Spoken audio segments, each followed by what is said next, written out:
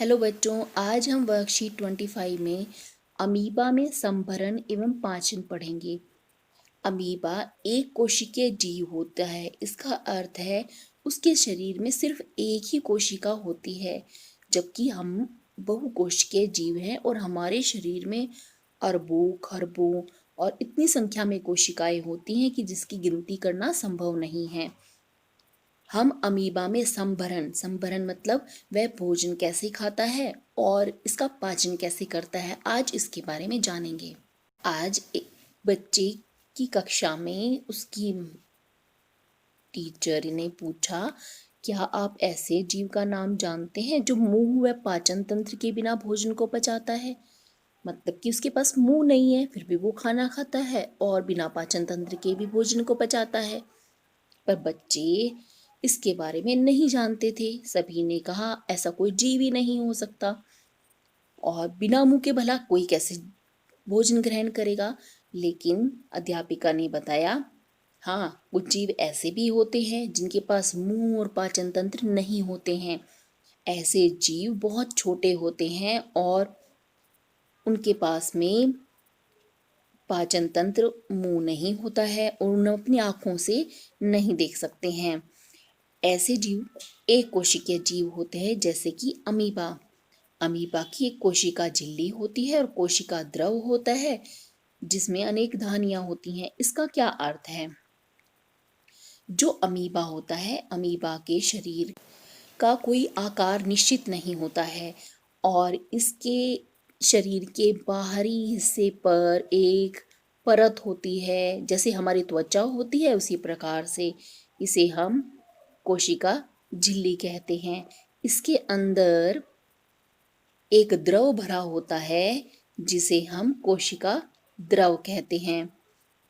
इसमें बहुत सारी बुलबुले के समान संरचनाएं होती हैं। ये संरचनाएं ऐसे बैग की तरह काम करती हैं जो भोजन को एक स्थान से दूसरे स्थान तक इसके एक कोशिकीय शरीर में ले जा सकती हैं।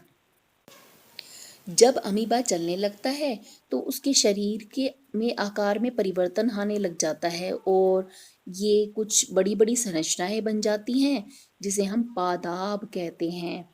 इन पादाबों का इस्तेमाल करके वह भोजन को पकड़ता है। आइए हम चित्र में देखते हैं।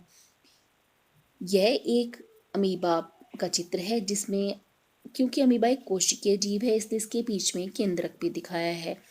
जितने भी जीव या कोशिकाएं होती हैं, कोशिकाओं के अंदर केंद्रक होता है। जैसे ही इसको पता चलता है कि कोई खाद्य कण या भोजन इसके आसपास उपस्थित है, यह अपने शरीर के आकार को, पादाप को इस प्रकार आगे की तरफ बढ़ा लेता है कि यह उस भोजन को कैद आसानी से कर सके। अब आप देख सकते हैं दूसरे और तीसरे चित्र में इसने किस प्रकार से भोजन को पकड़ लिया है। और जब यह अच्छे से भोजन को पकड़ लेगा, उसके बाद ये जो बुलबुले जैसी संरचना, सफेद रंग की जो संरचना जिसको हम बोलते हैं खाद्य रिक्तिका बनी है, यह खाद्य रिक्तिका कोशिका द्रव में जाने के बाद गायब हो जाएगी और भोजन शरीर के अंदर पहुंच जाएगा। आइए अब देखते हैं कि इसके शरीर में जाकर क्या होता है। जब भोजन खाद्य दाने में फंस जाता है और फिर खाद्य दाने के अंदर से, या जिसको हमने खाद्य रिक्तिका यहाँ पर कहा है, इसके अंदर से कुछ पदार्थ निकलते हैं, कुछ रस निकलते हैं जिसके अंदर पाचक रस होता है। वह भोजन पर क्रिया करता है, खाद्य पदार्थ पर क्रिया करता है और उसे सरल पदार्थ में बदल देता है, यानी उसके छोटे टुकड़े कर देता है जो आसानी से पच जाते हैं। और ये पचा हुआ भोजन धीरे धीरे इसके पूरे शरीर के अंदर पहुंच जाता है और इस्तेमाल हो जाता है। जितना पदार्थ इसने अवशोषित कर लिया उससे इसकी वृद्धि हो जाएगी और इसकी संख्या बढ़ जाएगी। और जो बिना पचा हुआ भोजन है वह इसी प्रकार से खाद्यदानी बना करके और शरीर से बाहर निकाल दिया जाता है। आइए अमीबा की कुछ विशेषताएं देखते हैं। इसकी कोशिका एक में कोशिका झिल्ली होती है, इसके अंदर एक केंद्रक होता है, इसके पास बुलबुले के समान संरचनाएं होती हैं जिन्हें धानियां कहते हैं।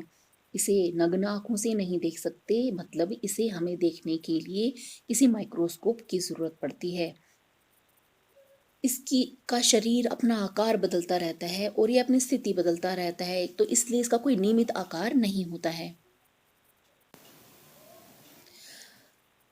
अमीबा और मानव के पोषण में एक समानता है, इसीलिए हम अमीबा को पढ़ रहे हैं। मानव का शरीर तो बहुकोशिकीय है, अमीबा का शरीर एक कोशिकीय, लेकिन समानता है कि अमीबा के शरीर में भी एक पाचन रस बना है, जिससे कि जटिल खाद्य पदार्थ सरल पदार्थ में परिवर्तित हो गया है। और इसी प्रकार का पाचक रस मानव में भी बनता है और उसका कार्य भी है जटिल खाद्य पदार्थों को सरल पदार्थों में परिवर्तित कर देना। अंतर क्या है? अमीबा के पास मुंह नहीं है, पाचन तंत्र नहीं है, जबकि मानव के पास मुंह है और पाचन तंत्र है जिसमें कई अंग उपस्थित होते हैं। आइए बच्चों, अब हम प्रश्न उत्तर देख लेते हैं।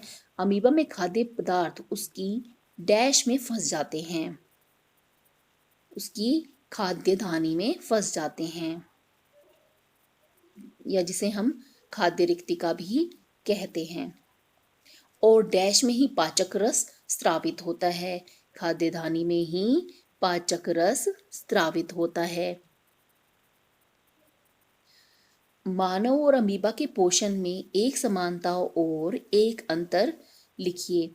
आपको ये दोनों उत्तर इसमें लिख देने हैं। पादाप अथवा कृत्रिम पांव किसे कहते हैं? अमीबा के शरीर की जब आकृति बदलती है तो इसके शरीर से अंगुली जैसी संरचनाएं निकलती हैं, जिसे पादाप कहते हैं। ये आप देख सकते हैं चित्र में, ये पादाप हैं।